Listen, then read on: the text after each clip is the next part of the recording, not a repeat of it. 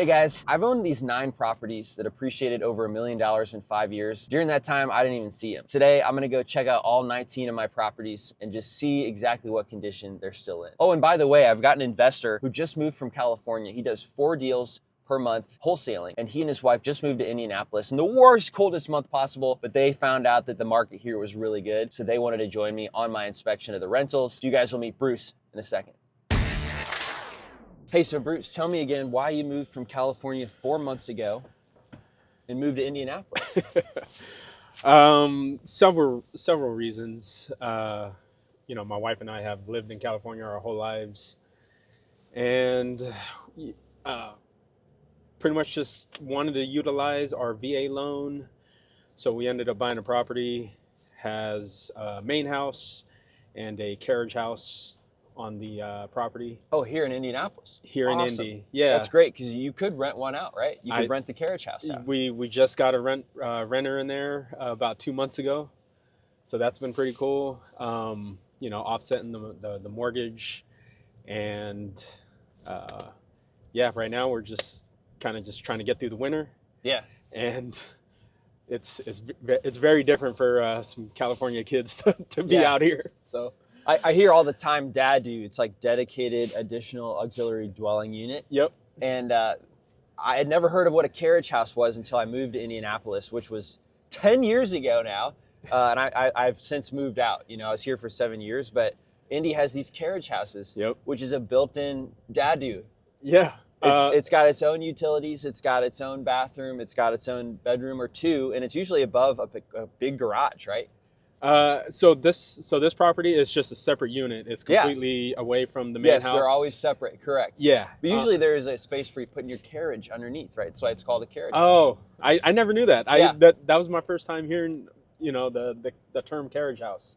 So, just being out here, and back in California, they're called ADUs. Yeah. Accessory dwelling unit. What's the D in dadu? I hear that. I don't know. I just know the term ADU. Yeah, ADU, yeah. Yeah, so what else? Yeah, kind of just lived in California our whole lives and wanted to try something different. Kind of wanted to check out the Midwest. Never been out here. Don't know too many people out here, so we just took the chance. And so far it's been great. Everyone that we've encountered or had any kind of interaction with have been super nice, and it's just been a great experience overall. I mean, besides the weather. If you don't mind, sure. You said California changed. You grew up there. Something changed that really kind of wanted you to move out, right? Was it because it's better real estate investing here, or was there other things? Yeah, so there was a couple things. So like being in California, there's a ton of homelessness. The cost of living, the rules for having tenants. Mm-hmm. Okay. Yeah. So it's not like a tenant or a landlord friendly state. So, getting into real estate, it was just like, oh, okay. For example, here, if somebody doesn't pay rent, or if they're scamming you, meaning this just happened to me recently, actually, mm-hmm. where somebody signed my lease, mm-hmm. but someone else moved into the property, and I never knew it. Yeah. Until they stopped paying rent. Then I looked it up on DealMachine. It said the renter was someone else than who was on my lease. So I was able to go through the eviction process. It takes 30 days, and then they have to get out, right? But that was technically a squatter, because that wasn't even a person on my lease. Yeah. So I feel like in a state like California, well, how long would they stay there? A year? I mean, that's what I heard. Bad stories. Yeah, I've heard anywhere between 6 months and 8 months for that whole process. And they weren't even on the lease in the first place. Yeah, I mean, squatting in California is it happens more often, and it's just like I just don't want to have to deal with that. Mm-hmm. If I'm buying property out there. So just quick update. I figured out there's like somebody teaching people how to scam and how to do this scam. And I wanted to let you guys know what I found.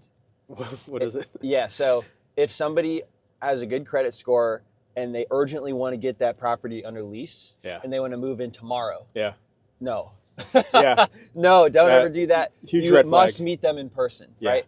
And then look at 2 forms of ID to make sure that they have the physical ID and a credit card that matches who was on the credit score that they submitted with Yep. their application. Yep.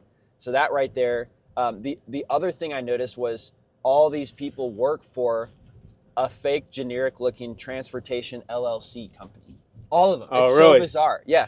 Every person I found, like, because I could spot the scam now. Yeah. And it's always a different random LLC that's like a transport logistics company that you can't find online. You know, it's like, okay, so that's like another red flag. And China and I built a playbook about what to look out for. Oh, But nice. those are 2 big ones that if you just follow those 2 things right there, you'll avoid getting in the situation that I did, which was not terrible, but, and they didn't like ruin the house or anything. Yeah. You know, they finally got out when the constable came and said it's time to get out. But it was just a month or 2 of no rent, right? The first month was the one they didn't pay, and the second month was the one where I was going through the process. Yeah. Just Yeah. Yeah, definitely. What my wife and I learned was that vetting people here in Indy was so much easier and a lot more accurate than if we were to do it in California. That's interesting because on I use Zillow. Do you use Zillow for your credit score and background check? No, so we ended up hiring our first acquisitions manager. She was in the real estate space, so she taught my wife like her way of vetting people. Okay. Yeah, there's a lot of tools for that. Yeah. So let's just use a different tool. Yeah. Yeah, and the tools on Zillow weren't as accurate. Oh, as the maybe way I should stop doing that. What does she use? What do you guys use? I'm gonna have to get back to you with that because she, like, my wife knows all of it. Your wife does that. Yeah, Gotcha. yeah. So yeah, I used to use this platform called Cozy. Oh yeah, I've used Cozy. Yeah, that was fine. Yeah. And then I just started using Zillow because it was integrated. yep. It's just integrated, so it's Yeah. easier. A little streamlined. Yeah. Yeah, it's funny you say if they're not as accurate. That's interesting because I always wondered how they're able to send me the wrong person's credit score. I always felt like, well, they just had a dedicated person who's receiving payments to Yeah. use their name like that. Yeah. Oh, and this is why I knew it was a scam. When I went to go evict it, I looked up the guy who was getting evicted from 10 places at once. Yeah. That's Oh, how really? I knew it was a scam. Jeez. Not when I first evaluated him, Yeah. but when it was time for 7 months, he hasn't paid now. Yeah. And then I looked him up. He's getting evicted from 10 different places. So I was like, oh, this is a scam. That's why I looked into it more. So your wife and you have different duties, it sounds like, in the real estate stuff. So how do you guys divide that up? Yep. So my wife, back in California, she was a second grade teacher. She loved the profession, and just basically, like, over time, we kind of just got deeper and more involved with the wholesaling business, finding off-market properties. And, I kind of threw it out there like, hey, we could do this play of, like, moving to Indy, buying a property and, living in one unit, renting out the other. And she was game. And basically we kind of just transitioned to where she would just take over, like, all the admin stuff because I'm horrible at it. I don't like doing it. Yeah. So she's doing all the admin stuff. I'm taking care of, like, all the marketing and, locking up deals. I'm still on the phones, which is totally fine. But, I feel like our acquisitions manager, she's getting so, like, she basically didn't know anything about the space. And for about a month and a half that she's been in, like, I mean, she hasn't locked up a deal yet, but she is, like, on her way there, and she's made, like, huge strides, like her, just being on the phone and, being able to process a call. So I'm super excited for her. And What does that look like? Could you explain? Sure. How was a phone call for her when she started versus how's a phone call for her now, and what does it sound like? What's the difference? Yeah, so like now with her, or originally when she was on the phone, it was like, because she came from, her background is a sales consultant for new construction. So she kind of has that experience with dealing with customers, and figuring out what their needs are, and kind of uh, working the conversation that way. With finding off-market deals, it's like, okay, what's your motivation? What's your pain? And then, kind of working that to give value to where, okay, we're ready to shoot you an offer. Are you ready to accept it? And, it's like with her being able to work the phones now and, figure out their needs, or, their motivation and their pain. It's like, okay, there's more value than, it doesn't feel as a harsh, gut punch for the offer that we're making. So, yeah, I mean, it's. So I guess in other words, Mm-hmm. was she kind of following a script at first? So it was like clunky conversation. Yeah, But now she's like smoothing it out. It's more natural sounding. Yeah, exactly. So like now there's more intention throughout the conversation now. So in the very beginning, there wasn't like any kind of like real structure that she had until we had some training, and we go through the we're basically like training every day, just fine tuning our process. And how do you train? Do you actually just take turns making calls, or how do you train? So somebody yeah, like that? reviewing like all her calls, and so yeah, basically So she'll make a bunch of calls, and then at the end of the day, you'll review some. So once a week we'll have a one-on-one. I'll pull one of her calls, and we'll review it, kind of go over it. My other business coach, we kind of get on the call together. We all just kind of basically like just train. Yeah, my business coach, he's a killer on the phones. Love the guy. So Who's your coach? Alec Turner. Okay. How'd you meet Alec? He's from Results Driven. Okay, cool. So I'm in the Results Driven group. Ton of great resources with them, and basically, taking.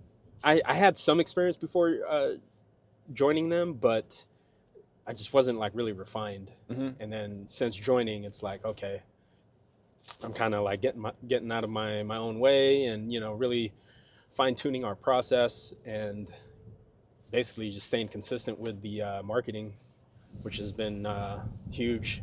So you're marketing in California still? Yeah, correct? yeah. For wholesale deals? Off market. Yes. And you wanted to build rental properties in addition to that?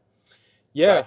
Right. So basically learned this from Ryan Dossie, where, keep Love the best. that guy.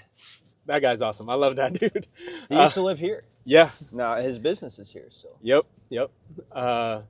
So Ryan taught me, keep the best, wholesale the rest, which has been amazing. I basically got into the space because of Ryan. So yeah, huge props to him. Love that guy. But yeah, just been plugging away. With running a off-market wholesaling business. It takes a lot, to keep it going. And you always have to constantly market. That's what you mean. Yep. One thing I noticed too, in your acquisition manager, she's been a month and a half, hasn't got a deal yet. In California, the prices are higher than Indy, 3 to 4 times higher. Yeah. Right. Yeah. So it takes 3 to 4 times as much marketing and time to get a deal in California, is what I've found. But the profit is also 3 to 4 times as much greater. Yeah. Would you say that's true? So in the market that I'm in basically like the Central Valley of California. So that's not quite 4 times as much. Maybe that's 2 times as much. Exactly. As expensive. A little like pricier. Fresno area. Yeah. So I'm from Sacramento all the way down to Fresno. Mm-hmm. I market that whole area. Yeah. I mean, we're not talking like $1 million, $400,000 homes. Yeah. Right? Yeah. So which is the median price for the U.S. by the way. Crazy. The really? median price in the U.S. in 2010. I was just looking this up because I'll post videos and then somebody will be like, "Where could you find a $200,000 home?" you know, and obviously they're from like Washington or somewhere like that. Yeah. And so I was like, I'm pretty sure that's the median in the U.S. It certainly is Yeah. like here in Indianapolis. It's in Yeah. the 200s. Yeah. But no, it was for the U.S. It was 2010. The median price was 200. Now it's 400. Wow. Yeah. But anyway, you can find those all day long in Indianapolis or anywhere in the Midwest. So 16 Tech is where you've set up your office, which is right around here, right? Yep. Just right here. We've been there about 3 months. Cool little space. It's just kind of outgrown it. So this was the first off-market property that I ever bought. Nice. I marketed over here because the city had a developmental PDF that was like Vision 2025. And this was like 10 years ago. This was all just wasteland, you know, just like unused properties and vacant lots and stuff. Yeah. But this was one of the 4 areas for city development. And so that's what I was like, oh, I'm going to market over here. And so that's how I ended up choosing where to go. And this is Nice. that little house right there. We're right here. So it's really awesome to see that come to fruition. If there's time, I'd love to even just pop in and take a look at what it looks like. But I knew that was going to bring in a lot of like young people, professional people, and would certainly think it would drive the prices up. So when I first bought my first property, I want to keep them because you get more appreciation over time while you're not paying attention. So, you know, I used to play the cash flow game with some friends, and you buy it, it cash flows $200 a month. It gets you closer to being out of the rat race. But then randomly you'll roll the dice and somebody's going to buy the house for 3 times more than what you paid for it. And then you definitely want to take advantage of that because then you can throw that into something that cash flows way more, you know? Yep. So I always want properties that cash flow so that it pays for all the stuff that needs to be done with the house, right? I'm not getting rich off the cash flow. Yeah, no. With 19 properties, I am bringing in $36,000 a month. Nice. And the net is $12,000 a month. So it is nice, right? It's a safety net. But 9 of my properties in 5 years appreciated $1 million. Nice. Obviously, you don't see that when you sell, but that's net worth, right? Yeah. And the rents went up at the same time while the mortgage stayed the same. Yep. So I also would just prefer to keep adding to those properties that pay for themselves. And I like to do the BRRRR strategy, buy, renovate, rent, refinance, repeat, because a lot of them I have 0 down payment in after doing the BRRRR strategy, right? So it lets you add and build to your rental portfolio.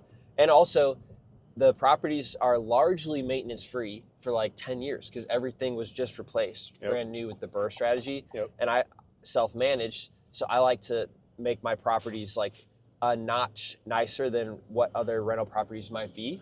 I think it probably attracts like a better clientele, a better clientele that'll be like easier to self-manage, right? Yeah. And for a higher dollar that makes it more worth the time I'm putting in to manage it. Yeah. I would much rather have one property for $1,200 a month than 2 for $600 a month each, you know? Yeah. So that's why I never went like the quadplex route because it's like 4 relationships, 4 units I have to fill for a lower price, you know? That's why, you know, I didn't do that. And I believe like it doesn't really make sense to outsource property management unless you have like 50 properties. So I've always done it myself. I felt like if you're a property manager, you make 1 month's rent.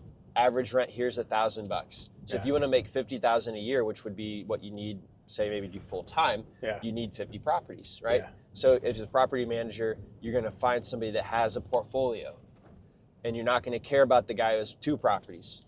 And your ROI on rentals highly depends on minimizing vacancy. And vacancy, the number one reason why people decide to move on to another property is because of poor management. You know, not actually taking care of the property, not responding quickly, frustrations with the management. So all in all, I don't think an outsourced property manager would do anything to help me out when they're focused on a big portfolio. And really, if you think about it, all they're doing is they're evaluating credit scores to filter tenants, and they're responding to text messages. I can respond to text messages from Austin, and I can do virtual showings and look at credit scores from Austin. The only thing I need help with is putting the lock boxes on the properties, when they're available for rent. And thankfully I do have somebody here to do that. China, does that. So that's kind of my spiel on why I like to do the self-managing. No, that's good stuff. Yeah, we kind of came to learn that the property managers out here are a little pricey, and we're like, you know what? First, it's 1 month's rent, right? Yeah, I was like, you know what? Let's just do this on our own. Like, I think we're fine. I'm not mad at them. It's a hard thing to make somebody's personal job because the rents aren't that high out here. Yeah. What would be great for you to walk away from today with? Obviously, we're seeing a couple properties. You met a contractor, so you probably already made out good for the day. Yeah, I mean, but what else, or what were some of the reasons why this was appealing to you to come and do? I mean, I thought it was cool just to meet you. Yeah. Like as far as like being the founder of DealMachine, it's software that our team uses every day, and just to get network, meeting. Was it Jerry or Jacob? Jerry.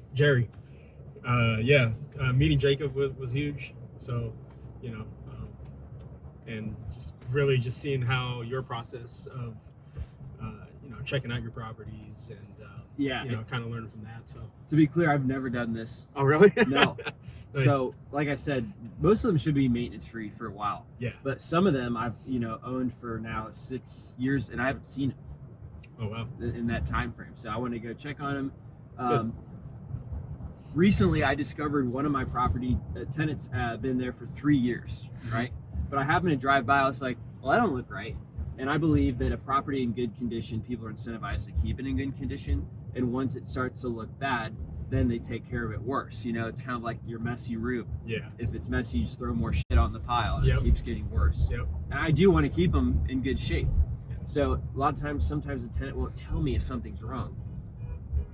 And so I came across one of those recently where there's like the gutter in the back was broken, the water was running down on the back door, the whole frame was rotted out, and there were 2 broken windows. And so I was like, yo, you have to tell me about that stuff, like now I need to send someone in, make sure that's all kept up and good. Yeah. And so you'd think the tenants would let you know, because people are always like, landlords, they take care of their stuff, but this was a case where I just literally didn't know. It's like, you got to tell me that stuff. So I wanted to check on stuff for that reason too, because it's just been a long time since I've seen all these properties. And so this is downtown, and as we work up, you'll see, I think, a couple of we're going to stop back by Pruitt, just throw these light bulbs in as well real quick. But then I really like this area we're heading up towards on these 2 properties I have in Grandview.